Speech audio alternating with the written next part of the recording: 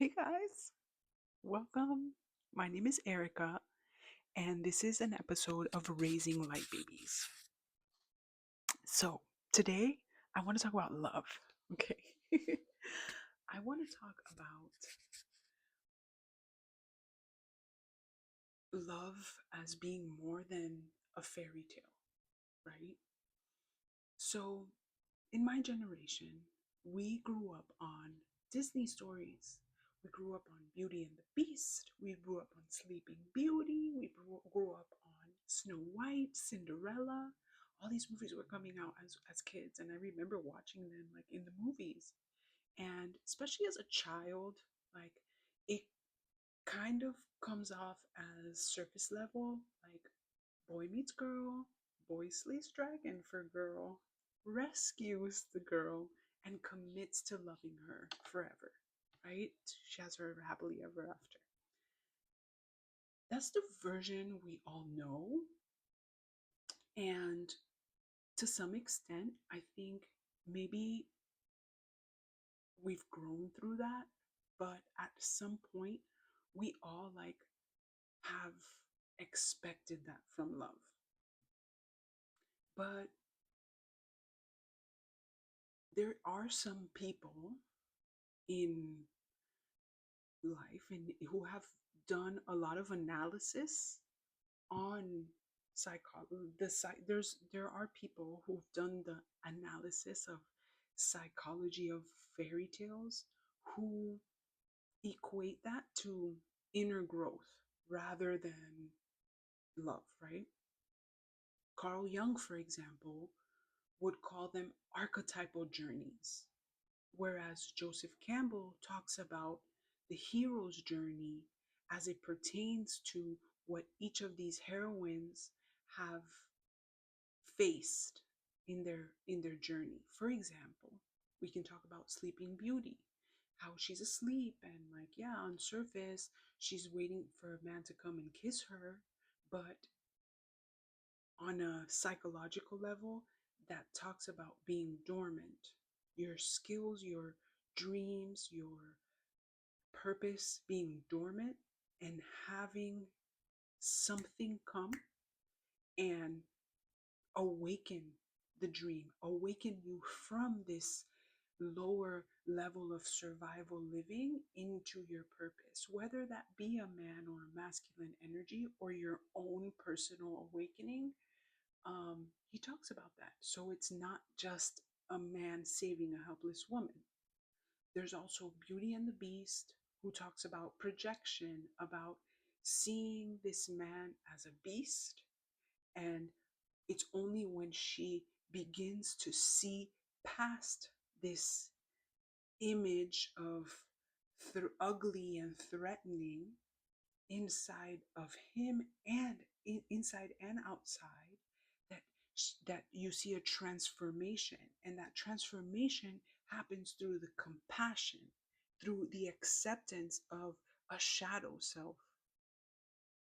And when you look at Cinderella as well, you see her meeting the prince who takes her out of this life full of humiliation and injustice. Whereas that transformation of her becoming a princess starts with the fairy godmother, in which she begins to see her own worth and find her acceptance within herself to be able to go into that space that is so foreign to her, which is that ball, where she is able to then meet her purpose, meet her newest timeline, for example, right? So these stories at their core, they're about transformation. But I think that it doesn't negate the fact that as children who have experienced that, we tend to believe in it as someone coming to save us, when even in reality it's not that.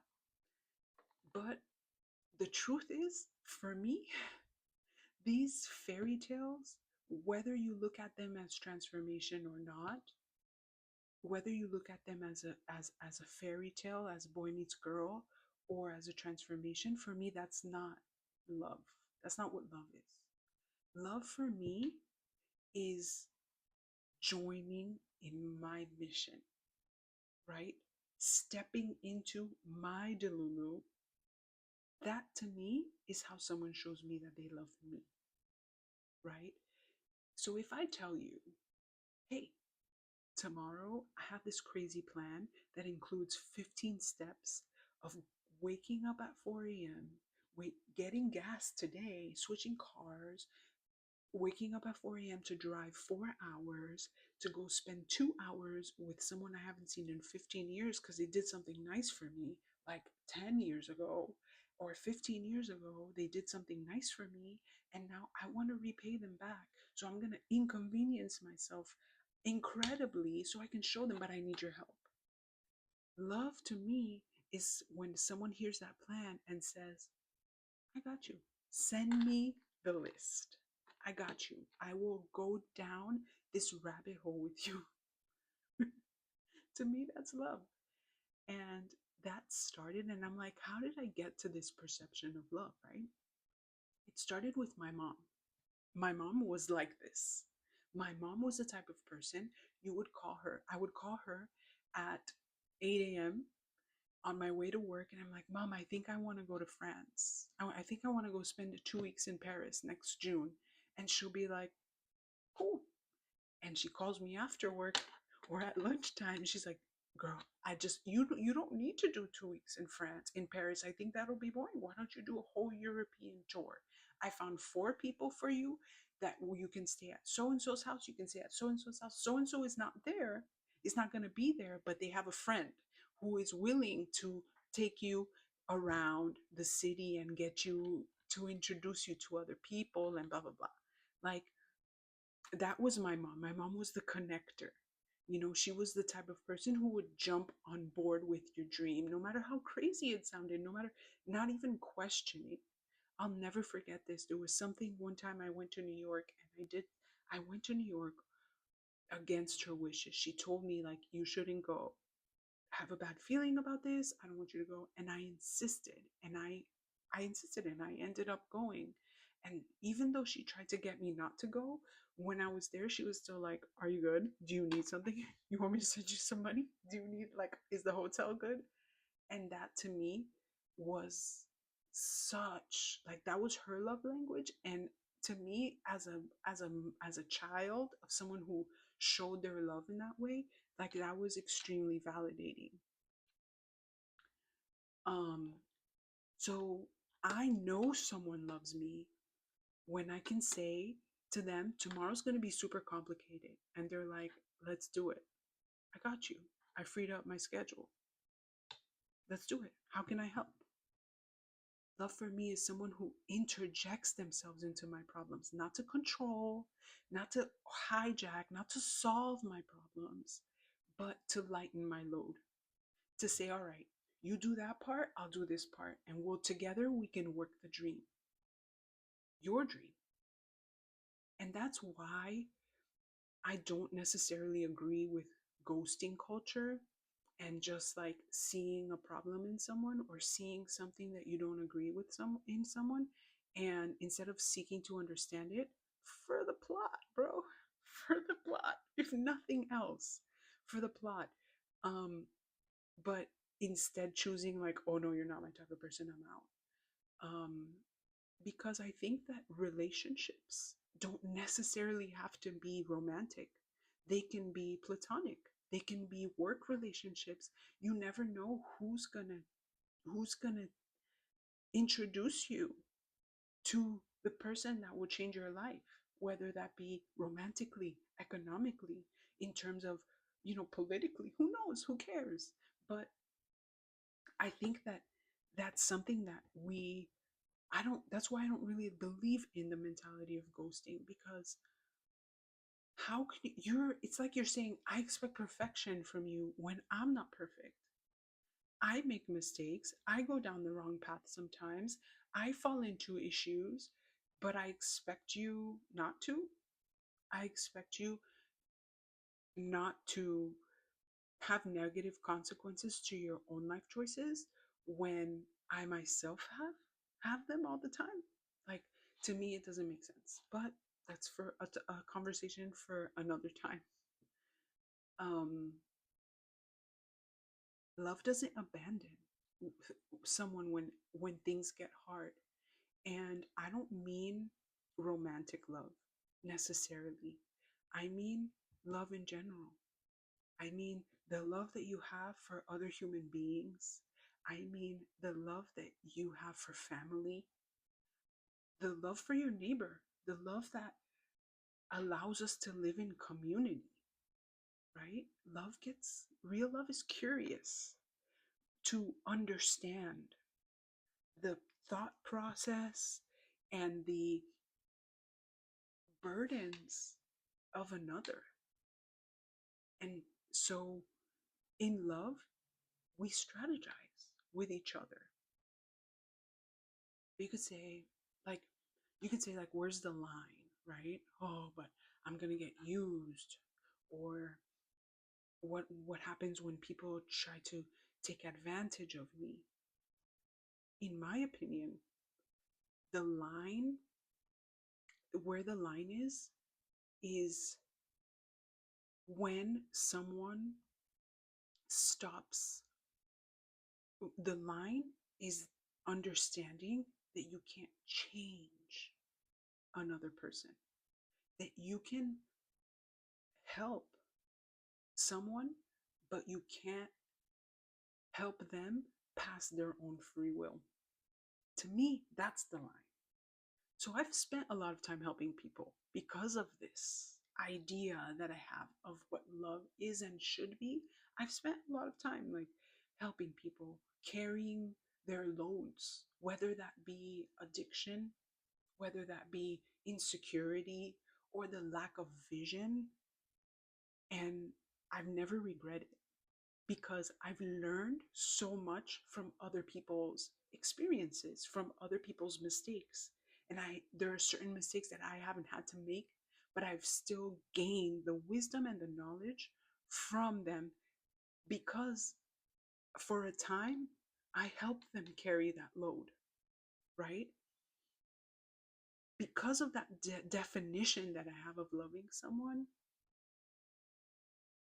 I've also learned the hard lesson that I can't change people. I cannot, I can carry the load with them. I can help them on their path. I can walk with them for a time. That's another thing.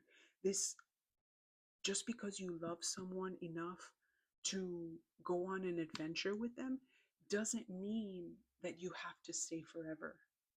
It doesn't mean that this commitment, this loyalty that you commit to having with someone, for someone, has to last forever. And where you can carry the load with them, but you can't make them want to change. To me, that's the line. What do you want? Like, say this plan that I just spoke out of, like waking up at 4 a.m. and going to the airport, goes horribly wrong, right? And I brought, my significant other, for example, on this journey that failed. The deciding factor is going to be like, all right, Erica, what did you learn from this? How will you act differently next time? It went horribly wrong. What can you do differently? And there are people who learn from their experiences, and there are people who don't have, they're not conscious of their ability to change, or they don't want to. They believe, oh, it was unlucky. I had a bad experience, but that doesn't mean next time. Well, then, as a third party, that becomes the time when I need to choose, am I going to keep following you down your path? Or am I going to, like, respectfully step back? I can and love you from afar, right? You can bend reality with effort. You can make something work. You can work your miracle. but you can't work someone's free will. You can't work reality for someone who is working reality against you. I can't wish better on you than you wish for yourself, right? And I think that that is what leads to karma. When we want for someone something that they don't want for themselves, that to me is where karma comes in. That's when you inherit karma. If, for example, if you use the example of an addict, you can't want sobriety on an addict more than they want sobriety on themselves. Because when you are in that space, you are just calling bad things on yourself. You are inheriting all of the issues. And that is where it isn't safe. That is where you need to love yourself enough to say, no, I'm going to follow my own 15-step plan. Respectfully, nah, bruh. I jest, but I'm super serious. Super, super serious. Um, so I think, where does this relate to parenting? I think it applies to parenting because our kids don't need a fairy tale version of like someone to rescue them, someone to free them from the dragon of whatever problem it is that they're encountering today. They need someone to join the mission. They need someone that will say, all right, what is our plan? What do you need me to do? You need me to drive you to the store? You know, when they are facing their own 15-step obstacle course, instead of us taking it over and solving it or implementing a plan for us to get in and say, all right, I thought about this. How can I help? What can I do? And this is so great because it teaches our children the idea of love and community as partnership, as someone entering their world that they've built, their structure, and helping them to strategize, helping them as they grow up, and they grow up understanding that love isn't about rescue. Love isn't about taking someone and putting them on your back, or vice versa, having someone put you on their back. It's about supporting each other, a mutual support that results in a mutual benefit. Not necessarily together at the same time, but like, you help me this weekend, I'll help you next weekend. I'll help you when you have your 15-step plan. I'll come and help you clean up when you have your birthday party that you decided to do some crazy 50-person spread. I'll come and help you with your 50-person spread. I'll come and help you because you helped me. This community, this mutually beneficial collaboration, you're teaching that. You're teaching your child that that's what love is. More than, and what I love about this idea of love is that in this particular definition of love, I don't have to shrink. I have to stand beside. I have to stand behind and allow the other person to lead at times, knowing full well that my turn to lead will come. And when it's my turn to lead, I will have a support. It's a mutual support system. It's equal, give and take, not together, but progressively as time goes on. And I think that's so important. So maybe love isn't like this rescue.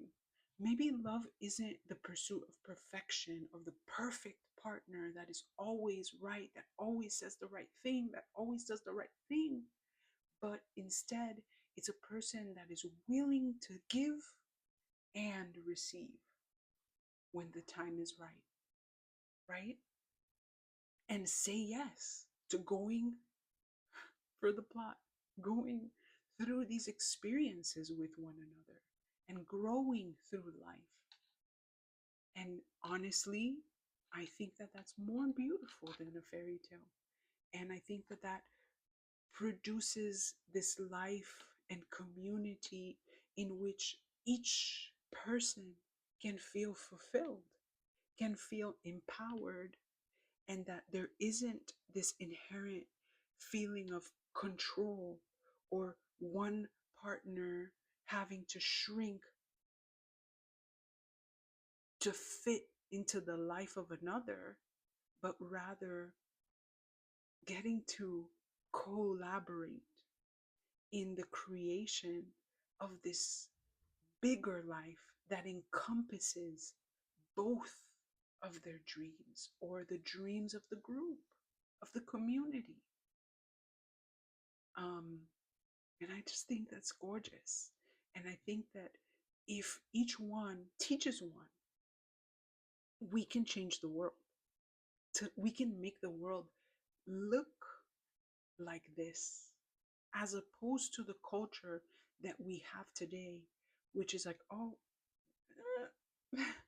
no, I never called so and so back because after one meeting, he said too much, or whatever thing we suggest or we decide is a red flag, without necessarily understanding the thought process, without necessarily understanding the person for who they are, right? And giving ourselves as well an opportunity to learn from others.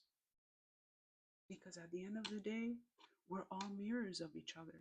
So what you see and don't like in another person is probably in you. The thing that makes you jump and want to run away when someone says this to you or does this to you is probably in you. You're probably seeing a part of yourself that you didn't know was there or you thought was gone a long time ago. And you're like, hey, I hate that part of you. But it's a lot of times it's in us. We're seeing mirrors of ourselves in others. So instead of teaching some of your children to run away at the first sight of something ugly in another person, instead, like, stick around so you can see it, you can analyze it as a 3D version, find it in yourself, and then take it out and say, I'm gone, I'm not doing that. Recently, I had this experience where I felt humiliated because I felt like someone did something to me, and I felt like humiliated by the fact that they felt like they were doing me a favor. But the more I thought about it, why was I so humiliated? Because I felt like I was doing them a favor. I felt like I was the one. Wait a minute. How could you feel like you were doing me a favor if I was the one doing you a favor? But you see how that's like, in and of itself, like a little bit of a mirror. I'm pissed that you feel like you're doing me a favor because I was doing you a favor. You feel how you see how that's like messed up? Why was I doing you a favor? If I would have approached it differently, like, all right, we're gonna go on this journey and see where it leads. Maybe I would have been encountered. I would have had an encounter with that side of that person who was mutually there to have an encounter, to have an experience, right? And then that would have not been a problem. But anyways, I want to tell you this. You are the foundation. You are the chain breaker. And it's up to you to begin the legacy in your family that you want to pass down. You are the start of a new legacy. So take that into your children. Take that in mind. Keep that in mind when you are dealing with the problems and the obstacles that you're that is parenting, that come across in your life as a parent. Thank you so much, guys. Bye.